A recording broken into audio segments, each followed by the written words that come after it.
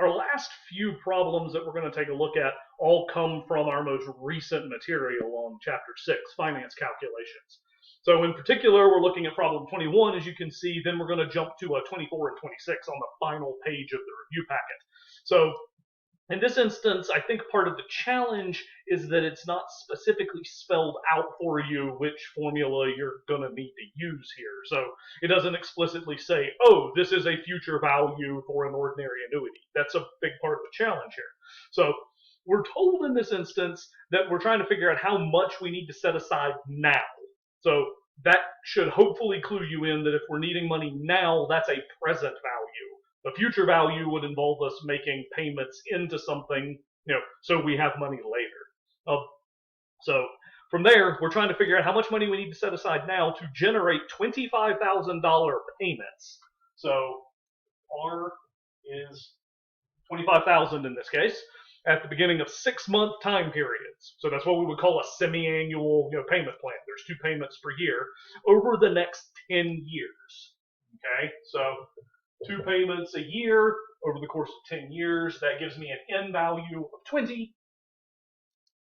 The last thing we'll need in order to put well, there's technically 2 things, but the last value we need is to work out our periodic interest rate I. So we're told that our money is worth 4.9% with semi-annual compounding. So 4.9 converted to a decimal, like we do, divide by 2. That gives me 0.0245 for I. All right. Now the last thing we need to do here is figure out, so we need the present value of an annuity. Is it an ordinary annuity or an annuity due? Because that changes the formula we need. So hopefully you'll recall the only real difference is when the payments are being made. For an annuity due, it happens at the beginning. And if you read the text of the problem here, it says we want payments at the beginning of 6-month time period. So this is, in fact, an annuity due present value. So A sub n, comma due. Now we fill in the blanks of our formula, R, and we've got 1 minus 1.0245. I'm going to run out of room here. So to the negative 20, close up my parentheses, divide that by just I, 1.0245.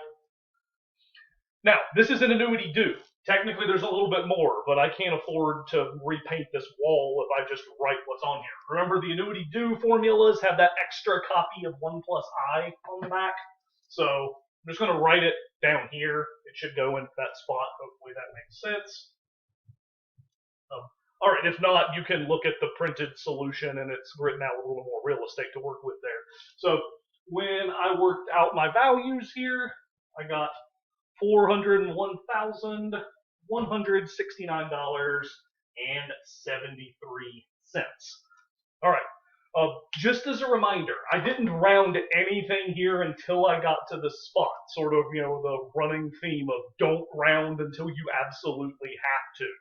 So, yeah, I generally carry around everything in my calculator with all the decimal places until I have to round the final answer.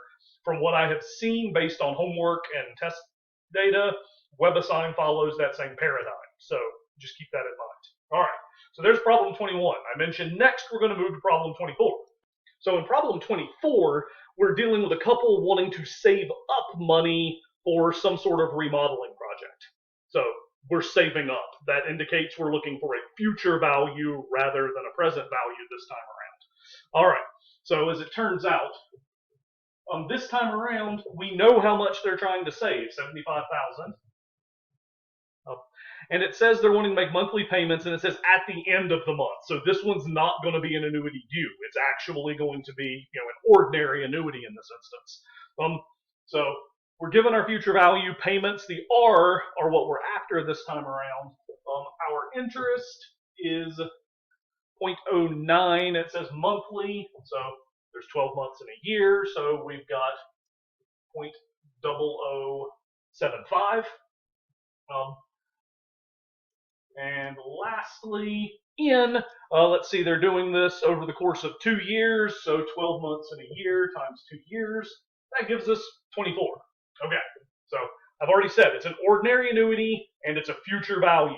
So our future value is going to go over here. 75,000 equals R. That's the thing we're after.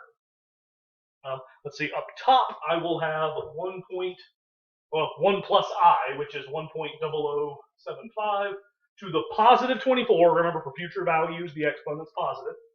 Minus 1, also the, what's on which side of the subtraction here switches. And I said I'll be a little pedantic up top, because if I were typing this into my calculator, I'd want parentheses and closing that stuff up there.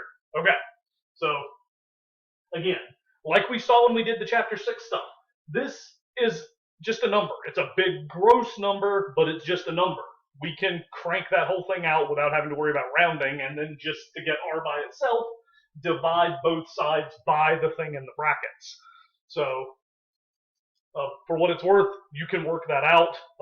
75,000 divided by all of this stuff gives me regular payments of $28.63.86. Okay, so that's problem 24. All right, so again, I like kind of the balance here. We did two different annuities. One was a present value, one was a future value, one was an ordinary annuity, one was an annuity due. In one instance, it was just a direct calculation. This time around, we need to do a little more work to get R, but, all right, so we played around with annuities. The very last question I'm going to take a look at is actually the very last problem in the review packet. All right, the last problems ask us to calculate the annual percentage yield, or APY, for a couple of different investments. Both of them use this same annual rate of 7%, but different compounding schemes. The first one talks about quarterly compounding, and then we do the same thing with continuous compounding. So we need each of the formulas. Anyway, so our R is 0.07, our M is 4, so usual song and dance, we divide R by M. I got 0.0175 when I worked that out. So for the quarterly compounding scheme, which I just labeled as a Q here, although it came out really faint. Is that any better? There we go. All right. So we have 1 plus I to the M, which in this instance is 4, minus 1. All right, so then I work that out. So it's got 0.0719, and it said round your answers to 2 decimal places. I presume that means, like, if you convert it to a percentage, because otherwise it's like it's still 0.07, nothing changed. So I'm presuming, it's meant, to report the APY as a percentage there. So 7.19% for quarterly. All right. For a continuous compounding, or that's that theoretical, any interest as soon as it accrues gets rolled in and starts building its own interest, the formula is a bit different. It's just e to the r minus 1. Again, remember the minus 1 isn't in the exponent. So if you were doing this like in a TI, close the parentheses on that e to the power. So when I work this out, I got 0.0725 if I go out to 4 places here, or if I converted it to a percentage. Like I said, again, it really only makes sense if you're talking about these percentages as being accurate to 2 decimal places, because they both would round to 0.07. So it's like, okay, compounding means nothing, which that's not true. All right, so there we go. That's pretty much everything from the exam review that folks ask questions about. So, for what it's worth, pretend this marker is a mic. I just dropped it. I'm done. I mean, you're not done yet because there's still an exam, but anyway, so don't hesitate to reach out to me if you've got questions. Happy studying and good luck.